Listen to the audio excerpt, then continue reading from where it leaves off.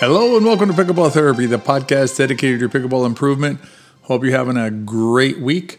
This week we are going to be covering a couple of super interesting topics. One came from a question that's asked pretty commonly, and then so I said, well, let me deal with it on a podcast, right? It's a fairly common question, and it basically has to do with the idea that, we're out there working on our games. We've been working on this part of our game. Say you're working on your dink, or you're working on hitting this shot deep, or whatever it is.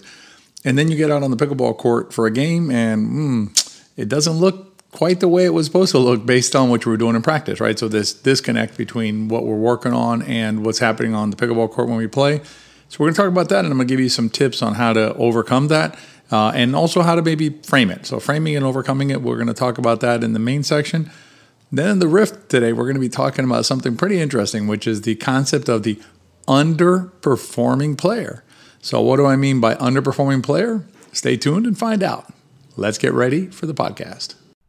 Whether we're teaching, drilling, or playing, CJ and I trust our feet and bodies to only one pickleball shoe. The pickleball shoe made by the experts at Tyrol Pickleball. Tyrol is the only shoe manufacturer that designs shoes specifically and only for pickleball. Click on the link below and check out the shoes that CJ and I trust, and try a pair yourself. We'll see it on the court. So this is a question that comes up pretty frequently, and it's framed out different ways, but the gist of it, the general concept of it is, I've been working on something in my game, but it's not translating into the pickleball court. In other words, so I go out and let's take dinks for example, right, or trying to play the soft game. So I'm playing the soft game in my practice sessions, right? I'm working on my dinking, I'm working on my block volleys, whatever, things to add to my soft game.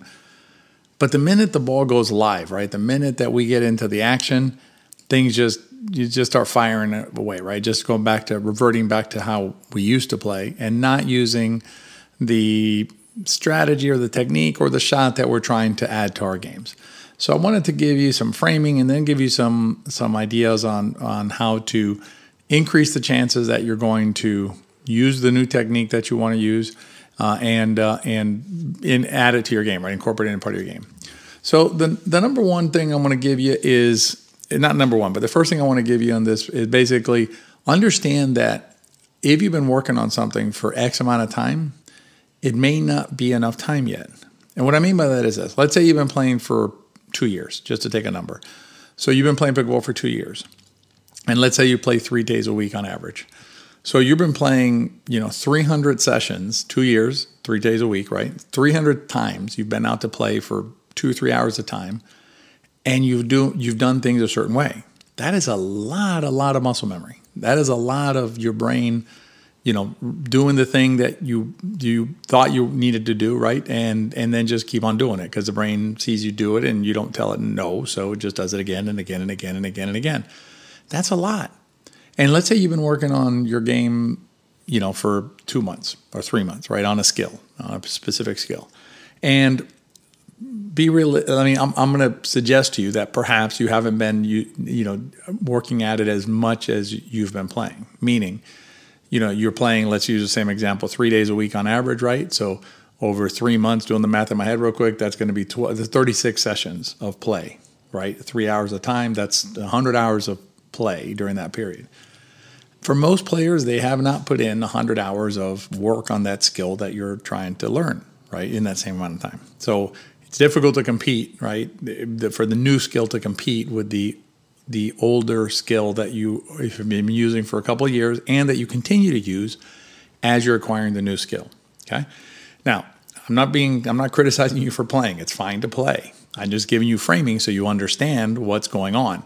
What's going on is the old skill, the old habit, the old thing that you're used to doing is simply so ingrained, right, so grooved, and you've been continuing to groove it because you're continuing to play while you're working on the new skill on the side. When you're working on the new skill, you're super focused on it, and we're going to talk about that in a minute, how to do that in play, but you're super focused on it. So, of course, you're doing the thing that you're trying to do during the drill sessions, right, during your work sessions. But then when you step out on the pickleball court, what happens? Your habits and your what you're used to doing come back into the surface again. That is perfectly understandable. So one thing I would suggest to you is if you're trying to learn let's take a new shot, right? So a new type of dinking or something, consider for a period of time increasing the ratio of the amount of practice versus the amount of play. So if in a week you have, roughly 9-10 hours to play pickleball or to devote to pickleball, for the next couple of weeks, maybe try 5 and 5 or 4 and 6 or something like that, where you're playing 6 hours and practicing 4, or playing 4, practicing 6. Try and basically increase the ratio of practice to play, because what your body needs is repetitions, right? In order to get the muscle memory that you want, so that next time you step out on the court, you'll do the shot that you want to have happen. Okay, so that's step number 1, is be realistic about yourself in terms of the amount you're practicing versus the amount you're playing, and the amount of ingrained that shot already has in your system, right? The amount of time you've already been doing it, and be realistic about that. And if you want to see faster results, then for a certain amount of time, to take a week or two, right? Or more like 2 to 3 weeks, and say to yourself, okay, the next 2 or 3 weeks, I'm going to flip it around and I'm going to practice this shot more than I'm playing with it, and see if that helps. The other thing you can do is when you are playing, so when you go out to play, apply some of the principles that you use when you practice. And what I mean by that is your focus. When you go out to drill or work on a part of your game, you're so focused on that one part of your game that you're really, you're hitting that one shot, right? So say, again, let's go back to the dink. So you've been working on your backhand dinks during drilling. So when you go out to drill, what do? You're focused on dinking, right? You're not sitting out there like hitting hard, hitting volleys, hitting all kinds of shots. You're just dinking. Now, the way you do that when you're playing is you say to yourself, okay, I am going to play this next game soft, right? So let's say you're trying to work on the soft game. I am going to dink every shot that gets hit to me, unless it's a clear pop-up that I can smash from above my, from around my shoulder. Everything else I'm going to try and dink, and just make it a part of your game. Now, I understand that when you're playing in an open play setting, sometimes it may feel a little bit odd to do that, basically because your partner may look at you like, what are you doing with that shot? That's not what you normally do. So perhaps consider doing it when you're partnered with somebody who you can tell them, hey, hope you don't mind, I'm working on something. This game, I'm going to do this. I'm going to focus on doing this. And if you know them really well, you can actually say to them, hey, can you help me out? And if you see me do something other than this, maybe say something to me right after the rally. So for example, you're trying to work on the soft game, and you get into one of those firefights and you just go with it. Bang, bang, bang, bang, bang, bang, bang. Rally's over. You should be able to, in a perfect world, you're able to tell yourself, okay, I didn't do what I wanted to do there. I wanted to slow it down and play the soft game.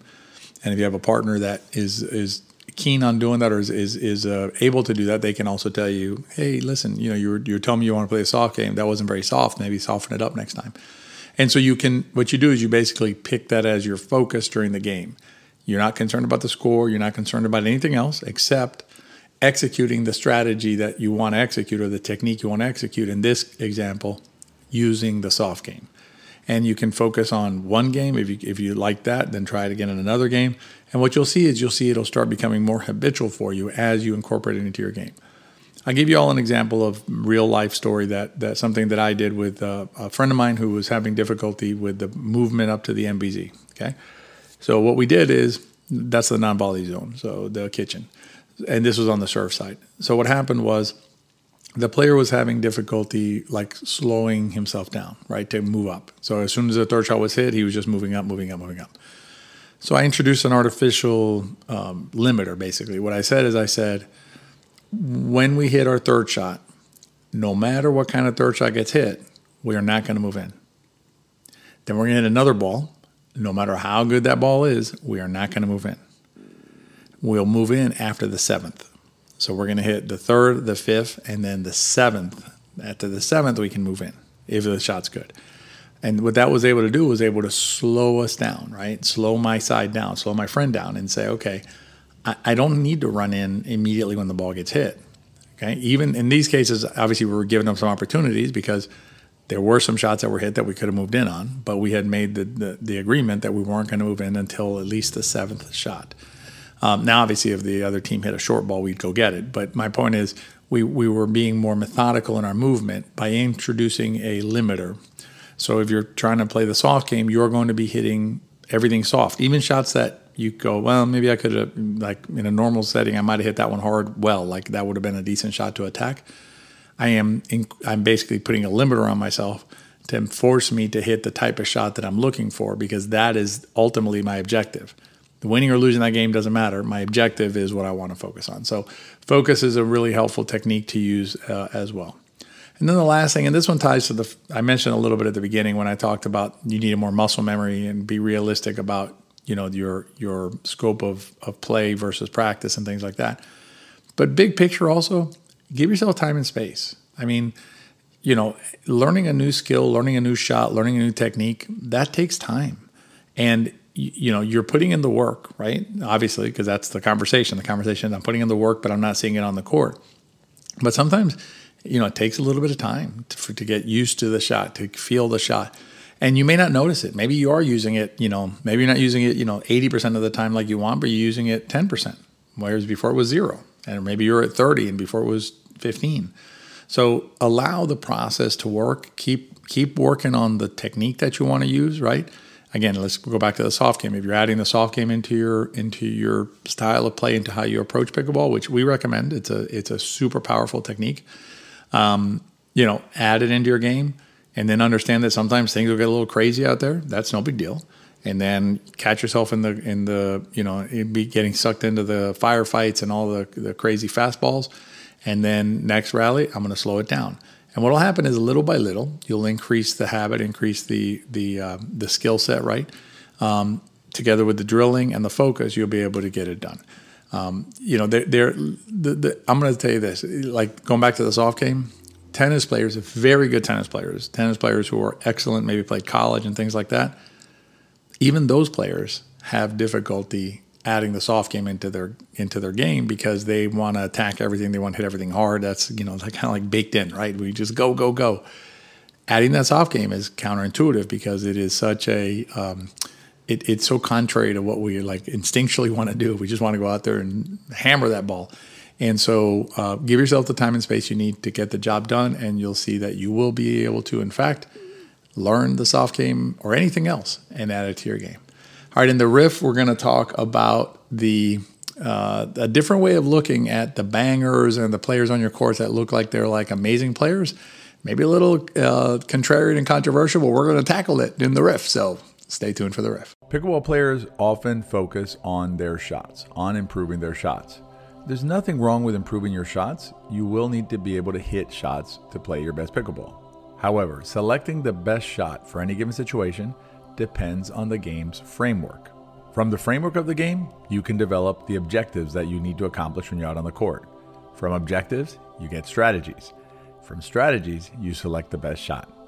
If you want to play your best pickleball and understand the game when you're out there, you'll need to understand the framework of pickleball. The most efficient way to learn the framework of pickleball is through the pickleball system.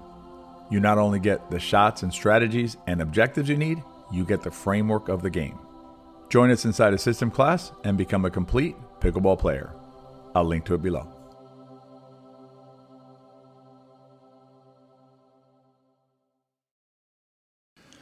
So here's an interesting way of thinking about players who we play with sometimes. You get like a situation where, like in a rec center or a community center, there's the banger, right? That player that maybe came over from tennis or racquetball or something like that. They're able to hit the ball hard and keep it in, and just are very successful at hitting the ball hard.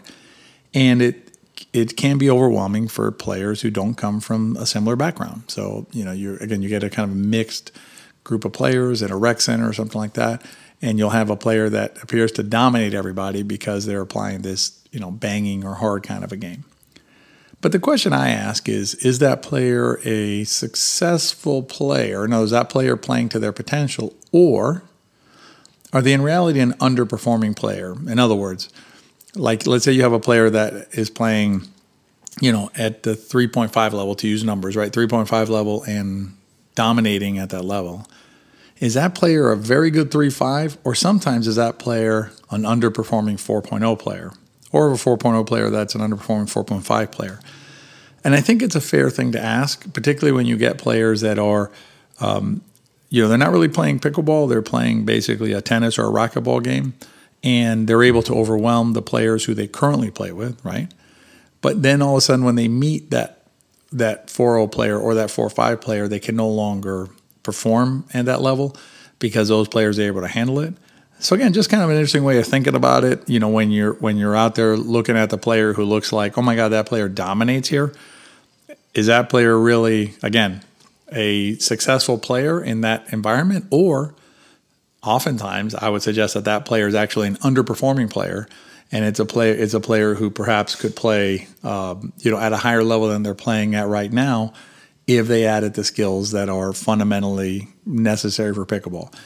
And the one way to frame it out that might make more sense than this spiel so far, this riff so far, is so Ben John's brother Colin played professional tennis, right? At a high level. He was like ranked number 1,000 in the world, which I know isn't, he wasn't Federer, but he still was an excellent tennis player. And Deco Barr was a friend of his, and they both were on the circuit traveling, playing competitive tennis, right? At the challenger level, I believe is what they were playing, or futures or challenger, I can't remember. But, the level right below the high level. Anyway, so you had those two gentlemen, excellent athletes. Well, when they came over to pickleball, they, Colin John's brothers, Ben John's, and so they would play 1 versus 2 doubles against Ben. So Ben would play against both Dekel and Colin 1v2, and Ben would win. Now, does that mean that are Colin and Dekel bad athletes and like that? No, they're fine athletes, but they didn't know how to play pickleball. So Ben, because he knew how to play pickleball, could beat both of them on 2 versus 1 and doubles. Now, if you had taken Dekel and Colin at their, just when they started playing pickleball before they knew how to play like they do now, and thrown them into, a 4.0 group or even a 4.5 group, something like that, they probably would have won. Okay. So you could have looked at them and go, wow, they're really good 4.5s. But I would have suggested that they're in fact underperforming pro players, which is ultimately what they ended up being, was excellent pro players, because at that time they did not know how to play pickleball. And so as you work on your game, as you add skills to your game, we don't subscribe to the concept that there's a right way to play pickleball, but we do subscribe to the concept that there's a fundamentally sound framework and objectives or there's a framework to the game that is that makes sense to understand. And then there's sound objectives that flow from that framework, and then you get strategy and shots. And the better you understand the framework, the better you understand your objectives, then you can come up with strategies and shots that are going to help you perform at the best level that you can, as opposed to underperforming the level that you can achieve. All right, it looks like my voice is going to leave me in a second, so we're going to wrap the podcast. That's this week's podcast. Hope you enjoyed it. As always, if you enjoyed it, please rate and review it. It helps us reach other players, and share with your friends. If you enjoyed the podcast, they probably will too. Have a great week, and we'll see you next time.